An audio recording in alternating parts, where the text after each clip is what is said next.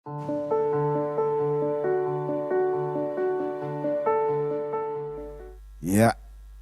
Shalom. Ya, tetap semangat ya. Puji Tuhan. Ya, oleh karena kemurahan Tuhan, saya boleh sampai di Sydney dan oleh kemurahan Tuhan, Tuhan memberikan kesempatan untuk melayani tempat ini. Terima kasih, my brother, ya Pak Agus yang terpercayakan pada pagi hari ini menyampaikan sebuah kebenaran firman Tuhan. Ya, saya sampaikan salam hangat dari jemaat yang saya pimpin di GBI Yerusalem dan GBI BJ Mangga 2. Ya, di Gunung Sari dan di Mangga 2. Oke, mari kita sama-sama masuk dalam kebenaran firman Tuhan. Firman Tuhan pada pagi hari ini saya akan membahas tentang melekat kepada Kristus. Sebelum saya menyampaikan firman Tuhan, saya juga sampaikan selamat hari ibu ya. Mother's Day kepada kaum ibu ya, pendukung para suami sehingga menjadi wanita-wanita yang bijaksana, wanita yang strong, wanita yang berdampak bagi keluarga, bagi suami, bagi anak, bagi mertua, dan bagi orang tua. Dan dimanapun dia menjadi wanita yang berdampak. Amin. Kita rindu wanita di sini menjadi wanita yang bijak, wanita yang berdampak, yang membawa satu perubahan yang besar. Amin. Yuk kita akan sama-sama melihat satu kebenaran Tuhan, kita akan melekat kepada Kristus. Adapun ayat firman Tuhan yang akan saya bawakan adalah dalam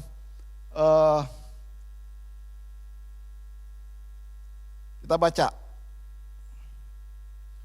dalam Yohanes yang pasal ke-15 sampai ayat pertama sampai yang ke-8. Adapun judul perikopnya adalah pokok anggur yang benar. Akulah pokok anggur yang benar dan Bapakulah pengusahanya. Setiap ranting padaku yang tidak berbuah dipotongnya, dan setiap ranting yang berbuah dibersihkannya, supaya ia lebih banyak berbuah. Kamu memang sudah bersih karena firman yang telah kukatakan kepadamu. Tinggallah dalam aku dan aku dalam kamu, sama seperti ranting tidak dapat berbuah dari dirinya sendiri. Kalau ia tidak tinggal pada pokok anggur, demikian juga kamu tidak berbuah jikalau kamu tidak tinggal di dalam aku. Akulah pokok anggur dan kamulah ranting-rantingnya. Barang siapa tinggal dalam aku dan aku dalam dia, ia berbuah banyak. Sebab di luar aku kamu tidak dapat berbuat apa-apa. Barang siapa tidak tinggal dalam aku, ia dibuang keluar seperti ranting dan menjadi kering. Kemudian dikumpulkan orang dan dicampakkan ke dalam api lalu dibakar. Jikalau kamu tinggal dalam aku dan firmanku tinggal di dalam kamu, mintalah apa saja yang kamu kehendaki dan kamu akan menerimanya. Dalam hal inilah Bapakku akan dipermuliakan, yaitu jika kamu berbuah banyak, dan dengan demikian kamu adalah murid-muridku.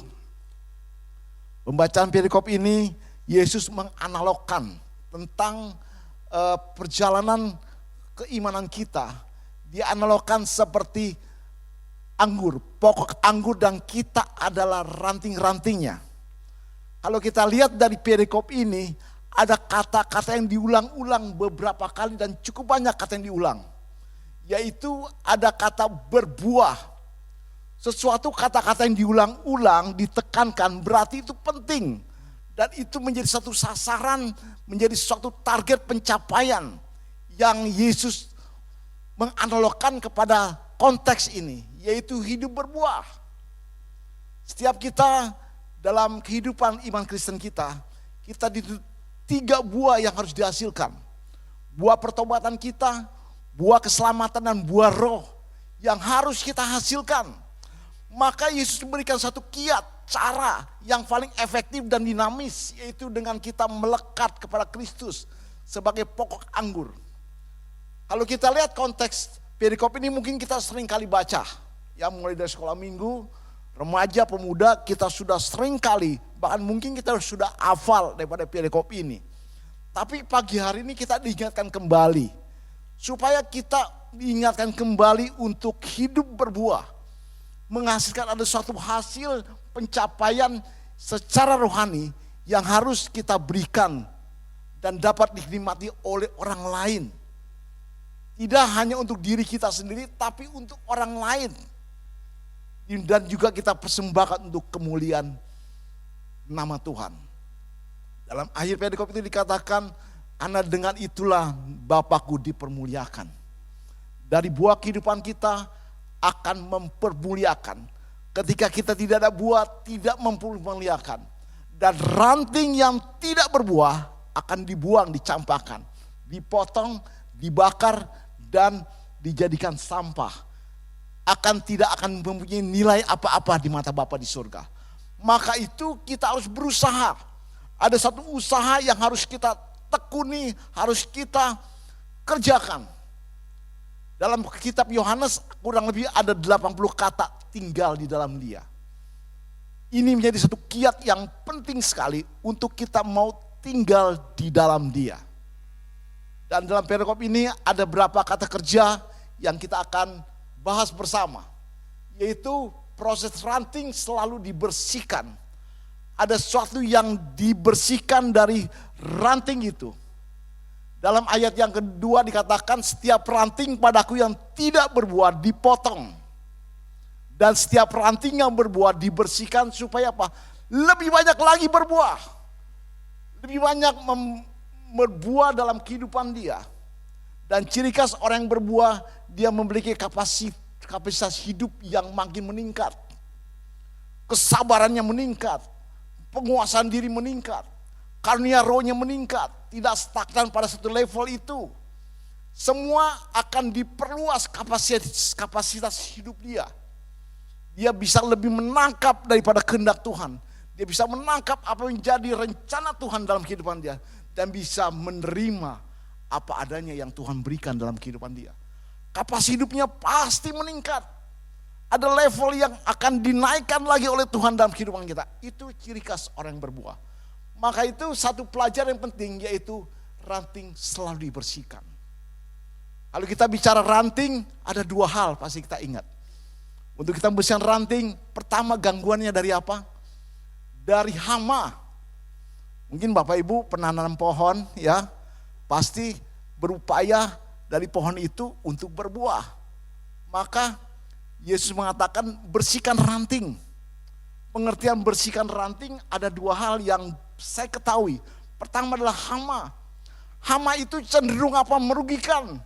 Cenderung menggerogoti, cenderung mengganggu pertumbuhan daripada ranting itu. Sehingga ranting itu tidak efektif berbuah. Sehingga ranting itu tidak dapat mencapai hasil yang maksimal. Bahkan mengganggu, bahkan bisa tidak berbuah daripada gangguan hama itu. Maka itu hama itu harus disingkirkan. Kalau para petani dengan cara inseksitan, ya, pestisida disemprotkan supaya hamanya pergi. Hama itu mengandung satu arti kiasan, yaitu melalui apa? Pikiran yang sia-sia dalam kehidupan kita, yang selalu menggerogoti pikiran kita, yang mengganggu perkembangan rohani kita. Pikiran yang sia-sia itu bisa menghasilkan apa? Kekhawatiran, keraguan, kebimbangan. Suatu hal yang tidak patut kita pikirkan terlalu jauh. Sehingga kekhawatiran, sehingga hal-hal yang sia-sia kita menguasai hidup kita. Dan itu cenderung apa? Untuk mengganggu pertumbuhan, pembuahan dari kehidupan kita. Dalam Efesus mengatakan, Rasul Paulus, jangan ada pikiran yang sia-sia dalam kehidupan kita. Tapi pikirkanlah yang mulia, yang benar, yang memuliakan Tuhan, yang mendatangkan kebaikan. Itu jauh lebih efektif untuk menghasilkan buah dalam kehidupan kita. Kita ingat seorang teolog mengatakan, dalam pikiran yang sia-sia itu ada 3 unsur. Ya, satu adalah kebodohan. Bodoh secara firman Tuhan. Ketika dia bodoh secara firman Tuhan, dia pasti apa? Minim hikmat Tuhan. Kalau minim hikmat Tuhan, seringkali melakukan kesalahan-kesalahan yang tanpa kita sadari, yang seringkali dikatakan dengan kehilafan. Maka itu hati-hati, kita harus mencapai pengetahuan firman yang terus bertumbuh. Kita hidup tidak boleh stop belajar. Sampai ending kehidupan kita tidak boleh pernah belajar untuk stop tapi kita mau belajar dan belajar. Maka mungkin dalam WA grup WA gereja ada sharing firman Tuhan, ada pujian rohani, ada pendalam iman. Kita harus boleh intent untuk mengikuti supaya kita jangan bodoh secara firman. Sehingga kita tidak mampu menangkap akan kehendak Tuhan. Tidak mampu menyerap perasaan Tuhan. Kita tidak mampu menangkap daripada sinyal-sinyal yang Tuhan berikan dalam kehidupan kita. Kenapa? Kita bodoh secara firman Tuhan. Ini yang menjadi hama dalam kehidupan kita, kebodohan. Kebodohan itu ibunya pemalas. Maka hati-hati, kita tidak boleh menjadi pemalas. Tuhan bilang kalau pemalas belajar pada semut, terus giat. Saya seumur hidup tidak pernah melihat semut itu bengong. Dia nggak pernah tuh, selalu aktif, bergerak. Ya, selalu ingin mencapai suatu pencapaian. Yang kedua adalah keserakahan. Unsur daripada kesia-siaan adalah keserakahan. Serakah terhadap waktu, terhadap tenaga, serakah terhadap materi. Lebih menguasai kehidupan kita daripada hal-hal yang batinia. Lebih fokus kepada hal-hal yang kelihatan, yang lahiria. Dia tidak fokus kepada janji Allah yang mungkin secara lahiria tidak kelihatan. Dia tidak fokus lagi. Kenapa? Dia berikan asupan kehidupannya hal-hal yang duniawi. Serakah terhadap waktu. Untuk bekerja, saya tahu di Australia time is money. Tapi waktu Tuhan itulah kehidupan yang sering kita lupakan. Berapa banyak yang juga di Indonesia pun terjadi. Mereka lebih mementingkan pekerjaan. Memang kita butuh kerja untuk hidup, ya. Tapi pekerjaan itu bukan segala-galanya. Tuhan yang memberikan kehidupan untuk kita bisa bekerja. Kita harus berikan waktu kita untuk apa? Untuk kita baca firman Tuhan, untuk ibadah, untuk keluarga. Kita mesti punya salah satu buah yaitu penguasaan diri.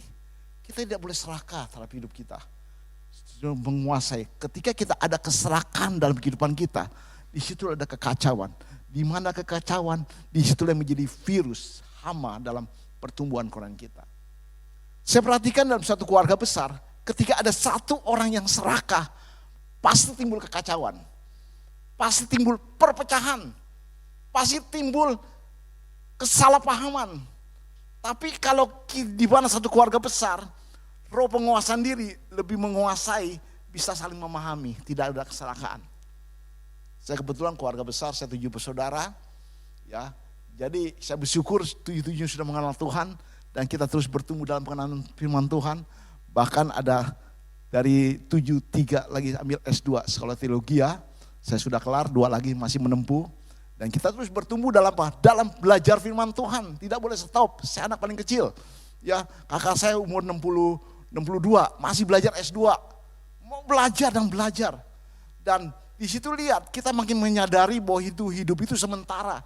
Kita tidak boleh serakah dalam kehidupan ini. Sehingga itu akan menimbulkan kekacauan dalam keluarga besar. Saya bilang, kalau kita yang masih hidup ini, ya, kalau timbul keserakahan, akan dipertontonkan kepada generasi kedua dan ketiga. Lihat tuh, keluarga orang beriman kacau. Karena pada roh keserakahan.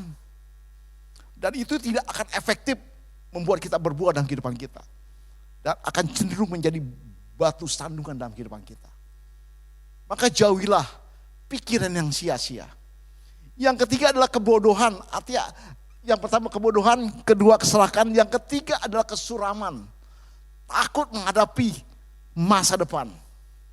Takut menghadapi hari ke depan. Saya katakan pada jemaat Tuhan, hidup itu penuh misteri. Amin. Hidup itu penuh misteri. Pernikahan penuh misteri. Kesehatan penuh misteri.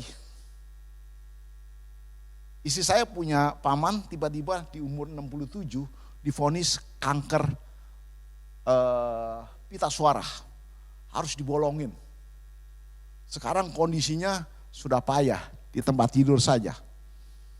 Kaget, tiba-tiba divonis seperti itu, kaget seperti, waduh luar biasa. Dan baru 2 minggu yang lalu baru terima Tuhan. Memang paling efektif tuh ketika saat itu untuk penginjilan, baru terima Tuhan. Hidup itu misteri, nggak tahu ke depan itu. Tapi jangan itu membuat kita takut menghadapi kehidupan ke depan. Termasuk pekerjaan. Pekerjaan kadang-kadang kita jadikan itu Tuhan dalam kehidupan kita. Kita lebih mengutamakan hal-hal yang lahiriah. Pekerjaan itu misteri, kita nggak tahu hari ke depan. Bos mungkin lagi senang pada kita diberikan peluang, diberikan ini. Tapi ketika bos tidak senang, namanya manusia bisa berubah. Maka hati-hati bahwa kita biarlah jangan sampai dihantui oleh kesuraman. Ketika kesuraman menghantui kita tidak berani cenderung untuk melangkah. Kita cenderung tidak berani untuk berbuat sesuatu ke depan. Tidak berani berperkara dengan Tuhan. Kenapa? Rasa takut ke depan nih bagaimana ya. Takut ini usaha, takut ini pelayanan, takut ini. Semua takut. Itu yang akan menghantui pertumbuhan kerohanian kita. Maka jangan ada pikiran yang sia-sia. Amin. Setuju? Supaya kita jangan ada pikiran yang sia-sia. Kedua adalah faktor benalu. Setiap ranting kita tahu pohon pasti ada benalu. Kadang-kadang ada benalunya ya. Rantingnya ada benalu. Benalu sifatnya selalu menghisap. Ya, bagian yang penting dihisap sehingga ranting yang ada pada dia itu akan menjadi cenderung kurus dan akan mematikan ranting itu, bahkan menghambat pembuahan daripada ranting. Benalu itu cenderung selalu taking profit. Dia ingin mengambil untung, tidak mau ambil rugi. Ya, politik dagang selalu dipakai. Hati-hati. Itu pun menggambarkan jemaat Tuhan.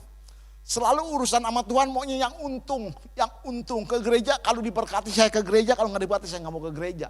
Selalu pikirannya mau untung.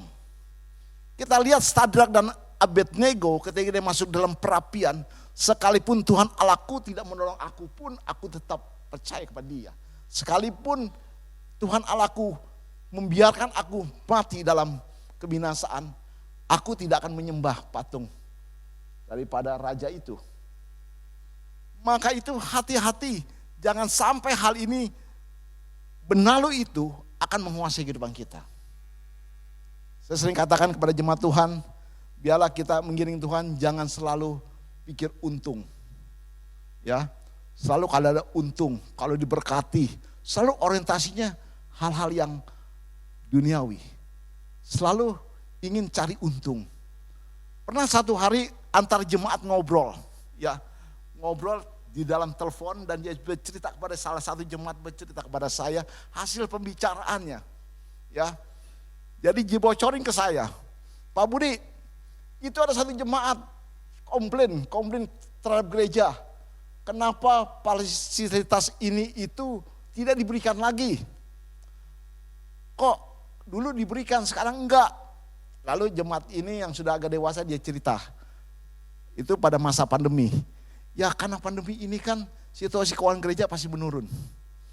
Persembahan menurun, apalagi kalau online. Wah, kadang-kadang yang transfer tuh minim sekali. Ya, sehingga keuangan gereja tuh minim. Jadi segala fasilitas tuh kita berkurang. Maka dia menuntut supaya tetap diberikan. Lalu jemaat itu bilang, tidak boleh, kamu ke gereja bukan mau cari untung, tapi biarlah untuk kemuliaan Tuhan. Dan Pak Budi itu tidak bergantung daripada kolekte, gituin sampai. Tidak boleh kita orientasinya ingin cari untung. Sebagaimana dikecam oleh Yesus ketika para pedagang di bait Allah. Dikecam dan Yesus sangat marah sekali. Kalau mereka berjual beli di rumah Tuhan, ya memang tujuan baik untuk memudahkan para jemaat untuk mempersembahkan hewan dan apa beli di situ. Tapi orientasinya adalah mereka untuk apa? Cari untung. Ke bait Allah bukan untuk memuliakan Tuhan. Rumahku disebut rumah doa di mana orang dapat menyembah Tuhan. Tapi dia orientasinya cari untung. Sehingga ketika cari untung menguasai hidup dia, terjadilah sinkretisme, yaitu berhala dalam kehidupan orang percaya. Hati-hati ini. Jangan sampai itu menghantui kehidupan kita sebagai orang percaya, karena itu akan mengganggu daripada kesehatan rohani kita. Dan cenderung orang-orang demikian tidak akan efektif berbuah. Setuju? Biarlah kita jangan terjadi sinkretisme dalam kehidupan kita, berhala dalam kehidupan kita. Kalau orang menyembah berhala tujuan apa sih? Cari untung. Ke Gunung Kawi menyembah berhala apa? Cari untung. Bukan mau cari rugi, cari untung semuanya itu. Tapi biarlah kita mencari Tuhan, bukan cari untung secara materi. Kita mencari kepuasan Tuhan. Tuhan puas atas hidup kita. Tuhan puas akan keimanan kita. Sehingga kita dapat reward. Kalau kita dapat materi, kekayaan, kepintaran, itu reward. Bukan daripada goal. Bukan daripada target pencapaian kita. Tapi target pencapaian kita adalah sumber berkat. Yaitu Tuhan Yesus. Dialah yang menjadi tujuan, destinasi hidup kita. Dia menjadi pencapaian.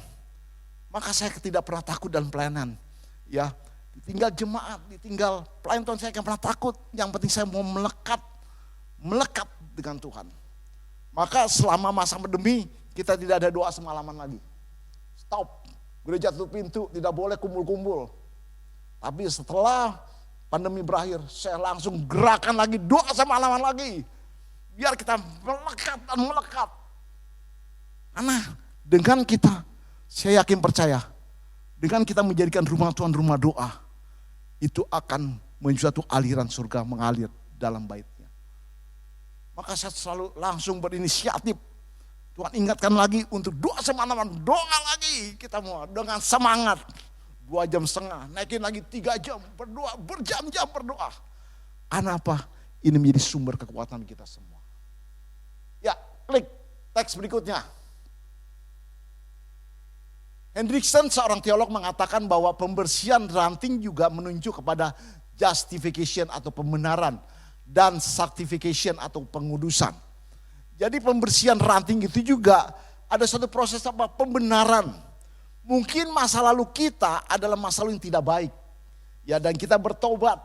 Dan seringkali berapa banyak orang yang masih dihantui oleh masa lalu kita. Oh, kita ini orang berdosa, kita nggak layak. Kita ini, kita itu. Masa lalu itu sering menghantui. Tapi ingat, dengan korban Yesus kayu salib itu sudah memberikan pengampunan. Pengampunan itulah final. Dan kita terima dengan iman percaya. Itu tidak akan menghantui lagi. Memang dulu aku orang yang tidak beres. Memang aku dulu orang yang begini dan begitu. Tapi setelah aku terima dia sebagai Tuhan selamat, aku telah dihapuskan segala dosa kita. Amin. Rasul Paulus, secara di mata orang percaya, dia begitu menjijikan, menakutkan. Bahkan Ananias disuruh berdoa pun, dia katakan dia itu pembunuh orang percaya. Tapi Tuhan katakan engkau harus memberkati dia. Dan masa lalu Paulus tidak bisa menghantui. Saulus tidak bisa menghantui Paulus lagi. Dia terus fokus kepada panggilan sorgawi. Tidak ada jadi beban dalam kehidupan dia. Kenapa dia telah mengalami pembersihan ranting. Yaitu dengan pembenaran. Dan juga pengudusan oleh Tuhan. Dikoreksi terus dengan kebenaran firman Tuhan sehingga dia mengalami kekudusan. Tuhan juga melakukan pembersihan melalui pencobaan, penderitaan dan mengambil hal dalam hidup seorang yang menghalangi untuk berbuat lebih banyak lagi. Kadang-kadang kita tidak mengerti kenapa Tuhan aku mendapat satu hal yang tidak mengenakan. Dapat satu penyakit atau dalam satu masalah keluarga yang cukup serius. Atau masalah pendidikan yang sangat menantang saya dan sebagainya. Sehingga aku merasa kok begitu. Tapi kita ingat, itu mungkin adalah satu cara Tuhan membersihkan hidup kita. Untuk kita lebih dekat lagi dengan dia. Untuk kita lebih peka lagi pada dia. Ya, seperti saya katakan, tiba-tiba divonis kanker pita suara harus dibolongin. Ya, sekarang tidak berdaya, tempat tidur saja, ngomong aja nggak bisa. Ngomong aja nggak bisa. Ya, berdialog pun gak bisa. Saya datang, saya panggil istrinya, mari kita berdoa. Saya tumpang tangan berdua, suami istri kita dua sepakat. Dan 2 minggu kemudian saya dengar dia bertobat, terima Tuhan. Ini keluarga Buddha. Kita percaya ini mungkin ada cara-cara Tuhan yang kita kadang-kadang tidak mengerti. Sekali lagi, hidup itu misteri. Maka itu kita harus dekat dengan yang mempunyai hidup. Sebab dia hidup ada hari esok. Amin. Sekalipun dalam masa usia senja gak usah pernah takut. Waduh, Ada jemaat yang tua berkata demikian, aduh Pak Budi, kalau saya lihat anak-anak saya tidak bisa harapkan ya. Anak-anak saya tuh tidak perhatian pada saya, anak-anak saya begini dan begitu. Saya bilang fokus pada firman Tuhan. Hidup benar, orang benar, anak cucu tidak akan meminta-minta, pegang firman Tuhan itu. Mungkin sekarang ini tidak ada harapan, tapi kita percaya firman Tuhan ya dan amin. Dia pernah gagal dalam menjalankan apa yang difirmankan itu. Firman adalah kehidupan. Firman adalah satu janji yang pasti, yang kita amini dan kita terima. Fokus saja ibadah, fokus melakukan kebenaran. Walaupun masih usia senja tidak ada yang telat bagi Tuhan. Tuhan bisa ubahkan segala sesuatu itu dengan cara Tuhan yang ajaib. Klik berikutnya, teks berikutnya. Ya, ranting yang tidak berbuah dikatakan dalam ayat ini akan dipotong karena tidak ada gunanya. Sedangkan ranting yang tidak berbuah dibiarkan, tetapi dibersihkan dengan tujuan agar lebih banyak menghasilkan buah. Jika kehidupan rohani kita ingin menghasilkan buah-buah kehidupan yang semakin lebat, proses pembersihan itu dilakukannya. Kita harus merelakan diri bersihkan dari dosa, sifat-sifat buruk masa lalu dan dibentuk dengan karakter ilahi. Jadi pembersihan ranting dalam kehidupan kita itu ada upaya dari kita sendiri. Bukan dari usaha Tuhan, tapi dari upaya kita harus bergerak. Supaya apa? Jangan ada pikiran sia-sia. Ya, jangan sampai ada niatan taking profit atau cari untung seperti benalu itu. Oke, sekarang kita yang kedua, waktu berjalan terus. Dibersihkan oleh firman. Kamu memang sudah bersih karena firman yang kukatakan kepadamu dalam ayat yang ketiga. Klik berikutnya. Firman Tuhan adalah alat yang digunakannya untuk membersihkan hidup kita. Sesuai dengan 2 Timotius 3:16, firman dihilangkan untuk menegur, untuk mengoreksi, untuk menyatakan kesalahan, untuk menyatakan suatu hal yang tidak berkenan. Ya, kita dibersihkan pertama-tama dengan diajar di dalam kebenaran. Kita ditujukan tentang mana yang salah dan mana yang benar sesuai standar firman Tuhan. Firman Tuhan juga menolong kita untuk memperbaiki kelakuan dan pada akhirnya mendidik kita dalam kebenaran. Semakin kita berinteraksi dengan firman Tuhan, semakin kita akan didapati bersih di hadapan Tuhan.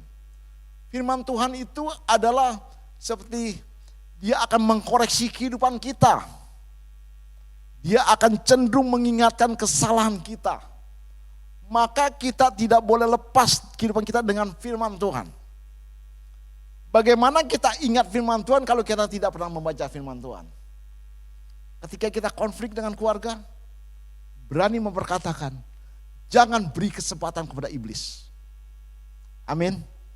Saya begitu, kalau saya konflik sama istri, saya berani ngomong gitu. Ingat ya, jangan beri kesempatan pada iblis. Firman Tuhan akan membersihkan. Sehingga kita sadar, hati-hati. Iblis itu ingin memprovokasi kita. Kalau rumah tangga kita berantakan, menjadi bahan cemoohan bagi orang lain. Jadi berkat bagi anak, bagi orang tua kita akan menjadi bahan omongan.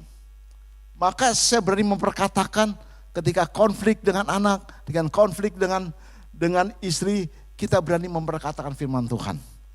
Suatu hari kelak anak saya di Australia mengatakan sesuatu yang tidak enak kepada saya. Lalu saya katakan begini, Papa tidak akan membenci kamu sekalipun kamu ada kata-kata tidak mengenakan terhadap Papa. Karena apa? Karena kasih Tuhan jauh lebih besar dalam hidup Papa untuk mendorong kasih kepada kamu. Firman itu terus akan menguasai pikiran kita. Sehingga pikiran-pikiran positif yang keluar dari hidup kita dibersihkan oleh firman Tuhan. Konflik dengan istri, ingat iblis seperti singa yang mengaum-ngaum. Dia akan memperdaya kita supaya kita waspada. Jangan beri kesempatan kepada iblis. Hati-hati. Ya. Keluarga itu seringkali kita abaikan. Sesungguhnya gereja Tuhan yang terkecil adalah keluarga. Saya bilang sama istri, aku ingin lebih sukses di keluarga ketimbang dalam pelayanan. Supaya apa? Supaya aku tidak menjadi batu sandungan, saya bilang. Saya teringat kepada satu keluarga hamba Tuhan yang cukup terkenal di Jakarta. Cukup terkenal. Pelayanannya tuh cukup tingkat nasional bahkan ke luar negeri. Tapi satu hari kelak dia sangat-sangat terpukul dengan kata-kata anak lelakinya. Dia berkata, "Papa, aku ingin bunuh diri." Kaget. Seorang hamba Tuhan terkenal, jam terbang pelayanannya hebat. Tapi anaknya mengatakan, "Papa, aku ingin bunuh diri." Kenapa? Karena aku kehilangan sosok ayah dalam kehidupanku. Karena aku kehilangan sosok papa dalam kehidupanku. Karena papa selalu sibuk. Tidak ada roh penguasaan diri. Sehingga sibuk dalam pelayanan-pelayanan. Tidak fokus lagi pada melihat aku lagi. Tidak ada waktu untuk ngobrol dengan aku. Tidak ada waktu sharing dengan aku. Aku ingin bunuh diri. Dengan peristiwa itu, papanya bertobat lagi. Dia bertobat, sekalipun sekelas hamba Tuhan pun bisa melakukan hal yang salah. Situlah firman Tuhan mengatakan, supaya kita mengasihi keluarga kita. Kita menyayangi istri kita, menghormati, dan kita mendidik anak-anak Tuhan, anak kita dalam ajaran Tuhan. Bukan cara dunia. Kita memperhatikan dia, kita terus mensupport, sehingga hamba Tuhan ini mengalami pertobatan yang sekian kali. Disadarkan kembali pentingnya arti keluarga, jangan sampai kita abaikan. Gitu banyak hal-hal yang lain yang perlu kita ingat dalam firman Tuhan.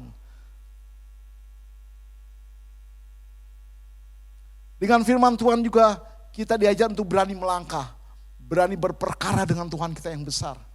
Berani melakukan satu hal besar untuk kemuliaan Tuhan. Tidak menjadi pengecut, tidak menjadi pecundang, tidak menjadi pekalah. Kenapa? Karena dia sanggup, dia akan mengatasi segala perkara. Karena segala perkara dapat kutanggung dalam dia yang memberikan kekuatan kita. Kemanapun kita melangkah, kita ada suatu dasar firman Tuhan yang menguatkan kita. Sehingga kita apa? Cenderung untuk berbuah. Kita lihat teman sakit, kita mau cenderung ada keberanian untuk apa? Memberitakan Injil kebenaran Tuhan. Walaupun di tengah-tengah pandemi, kita ada pendekatan sehingga dia mengalami kemerdekaan juga. Ya, sehingga dimenangkan, sehingga dia terbebas dari penyakit. Kita doakan, kita lawat dia dengan kehadiran kita. Bukan kita cenderung diam, tapi kita melakukan satu hal. Sehingga apa? Kita berbuah dalam kehidupan kita. Ya. Dalam kunjungan yang lalu saya menyaksikan seorang jemaat yang saya kunjungi terbebas daripada kanker paru-paru. Saya datangi, saya lawat dia, sudah puluhan tahun tidak pernah ke gereja. Tapi ketika dilawat Tuhan, kita diberitakan firman Tuhan, gereja menutup diri, tidak ada ibadah. Saya berani melangkah buat ibadah di rumahnya. Bagaimana kita buat ibadah di rumah kamu? Ada keberanian melangkah dengan prokes, protokol kesehatan, pakai masker, kita jaga jarak, kita memuji Tuhan. Gereja menutup diri, gereja tidak boleh dibuka oleh aturan pemerintah karena apa? Sedang pandemi. Tapi saya berani melakukan, kita ibadah, kita perjamuan kudus di rumah kamu. Orang yang sudah puluhan tahun tidak ke gereja, ketika ada masalah kesehatan yang begitu membuat dia takut, kurus 13 kilo turun. Dia bilang, "Iya Pak Budi, aku mau ada ibadah di rumahku." Kita berani melangkah, ada keberanian. Itu namanya berperkara dengan Tuhan. Tidak menjadi pecundang, pengecut, penakut. Kita berani melangkah. Jemaat katakan, "Waduh Pak, hati-hati Pak, lagi pandemi. Hati-hati Pak." Tapi kita sebagai hamba Tuhan kita harus lakukan tugas. Ya, melihat ada satu orang tetangga yang menderita penyakit itu, kita dukung. Dan puji Tuhan hari ini dia bisa membawa jiwa ke gereja. 5-6 orang dibawa ke gereja. Puji Tuhan, kita harus berani melangkah. Karena apa? Di backup oleh firman Tuhan yang menyatakan kita dapat melakukan ke depan. Oke, klik yang ketiga dan bagian terakhir. Karena waktu berjalan terus. Ya, klik. Melekat dengan dia.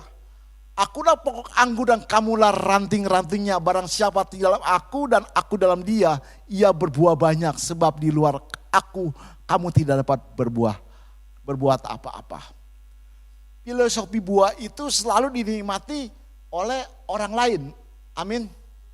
Nggak mungkin buah mangga dinikmati oleh mangga sendiri atau pohon mangga. Buah itu filosofinya harus dinikmati oleh orang lain. Amin. Orang lain yang harus menikmati. Kita menjadi orang percaya, dinilai kehidupan kita oleh orang lain. Sehingga orang yang berkata, sungguh keluarga ini diberkati Tuhan. Sungguh keluarga ini disertai Tuhan. Sungguh suamiku ke gereja mengalami perubahan hidup. Sungguh istriku ke gereja mengalami perubahan hidup. Ada buah yang dapat dinilai oleh orang lain. Satu jemaat, istrinya berkata kepada saya, Pak Budi, setelah suami saya ke gereja, saya melihat suami saya ada perubahan yang cukup signifikan. Amin. Perubahan yang baik atau buruk? Membaik, Pak. Dulu kasar sekali. Saya ditampar bolak-balik nih, Jakarta Bogor udah berapa kali katanya. Pakpok, kasar. Banting barang dan sebagainya. Saya pernah menyaksikan suami banting barang ya di depan saya. Ribut suami istri.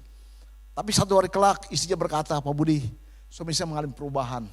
Setelah dia aktif di gereja, setelah dia bertumbuh dalam doa, dalam ibadah, dia mengalami perubahan-perubahan. Dia lebih perhatian terhadap keluarga, dia lebih concern pada keluarga, dan dia lebih mengasihi saya. Perubahan, ada buah. Bukan dari orang tersebut, tapi dari istrinya mengatakan kepada saya, dia testimoni kepada saya, dia mengatakan ada satu perubahan. Itu buah yang dapat dilihat oleh orang lain dan dinikmati dan orang merasa enjoy atas hidup kita. Dan yang menikmati buah adalah melalui orang yang dekat dengan kita. Itu lebih dulu, bukan orang jauh tapi yang dekat dengan kita, yaitu keluarga. Biarlah kita dikatakan baik oleh apa istri kita, hai suami-suami. Biarlah kita dikatakan istri yang baik dikatakan oleh suami kita. Oh, istriku baik sekali, luar biasa dia perhatian padaku. Oh, suamiku baik sekali, dia adalah suami yang baik. Dan biarlah anak kita yang menilai kehidupan kita suami istri, bahwa engkaulah orang tua yang baik, yang perhatian. Terbukti apa? Kalau anak ada masalah dia mau curhat kepada apa? Kedua orang tuanya. Bukan kepada orang lain, teman dan sebagainya, tapi kedua orang tuanya. Karena orang tuanya diandalkan. Karena orang tuanya selalu memberikan perhatian kepada anak-anaknya. Anak saya di Australia, saya selalu tidak pernah lepas dari jam doa pada anak saya. Itulah wujud saya mengasihi keluarga saya. Ada jam doa, saya telepon, saya WA, yuk kita doa. Oke Pak, bentar aku pulang kerja dari kantor baru kita doa. Atau besok pagi deh Pak, oke. Selalu tiap minggu saya ada doa. Selain doa di rumah maupun melalui WA call ke Sydney. Kenapa? Supaya ketika ada anak, ada memiliki masalah, dia tidak segan-segan cerita kepada kedua orang tua. Karena dianggap kedua orang tua adalah figur yang tepat untuk mencurahkan hati dan perasaan dia. Karena dia merasa enjoy dengan kedua orang tuanya.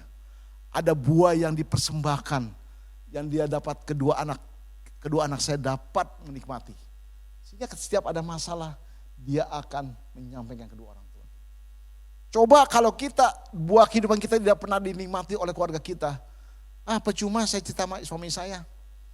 Percuma saya cerita sama istri saya. Percuma juga saya cerita dengan orang tua saya. Orang tua saya cuek, sibuk pekerjaan dan sebagainya. Tapi ketika kita mau berluang waktu, itu buah kehidupan kita harus dinikmati oleh keluarga kita. Itu yang paling dekat. Kedua, teman, rekan. Kita tidak jemu-jemu berbuat baik. Tidak jemu-jemu berbuat baik. Bukan kita pamer kebaikan, tapi biarlah kita dikenal baik oleh lingkungan. Amin. Setuju? Jangan kita jemu-jemu berbuat kebaikan. Rasul Paulus mengatakan demikian. Kita balas kejahatan dengan kebaikan. Saya kurang lebih hampir 10 tahun. 7 menjelang 8 tahun dalam pengembalaan.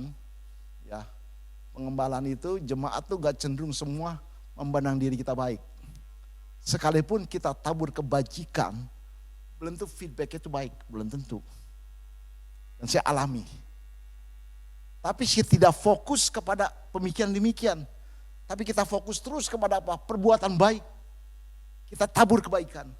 Karena saya percaya ketika kita menabur kebaikan, kita akan menuai kasih karunia.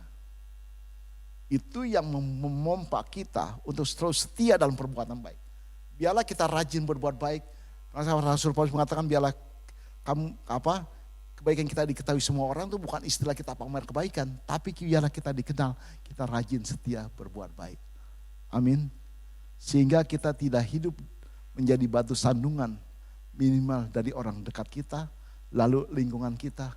Cukup itu saja bukan enteng, tapi kita harus berupaya biar kita, buah hidup kita dapat dinikmati oleh keluarga kita dan lingkungan kita. Khususnya juga untuk keluarga besar, saudara seiman kita. Amin. Tuhan Yesus memberkati. Amin.